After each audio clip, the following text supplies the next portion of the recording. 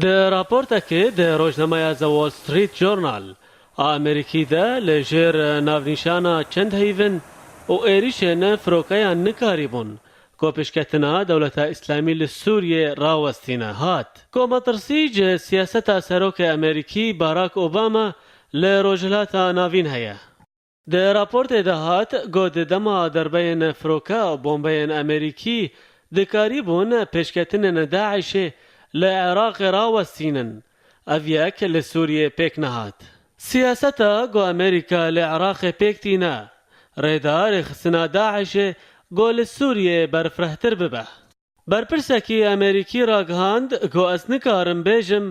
گۆ سووریێ جەهەکە ئەولەیە ji rêxistinê re lê anoha li vawan li Sûriyê jiya li Iraqê hesanîtir e û dikare li wir baştir planan amade bike. Hin berpirsên Amerîkî hewl didin got nerîna Amerîkî ya li Iraqê dê destpêkê de biguhere û ew yek jî di rêya rahênankirina bi hezaran ji şerkerên Sûrî tê xuya kirin. Ji nav pêşniyaran li gorî got di raportê de hat avakirina devereke ewle li ser sînorê Sûrî bi Tirkiyê re ye ku şerkerên rûkberiyê bikaribin tev bigerin herwisa hêzên Kurdî jî bi çekên nûjen şer bikin.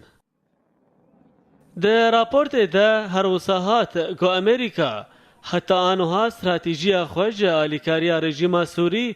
di şerê dijî Daişê de wek ku alîkariya Bexdayê dike dide alîkî. û piraniya êrişên wê li ser rêxistinê li Kobaniyê bê ku balê bikişîne ser hebûna rêxistinê li deverên din li Sûriyê.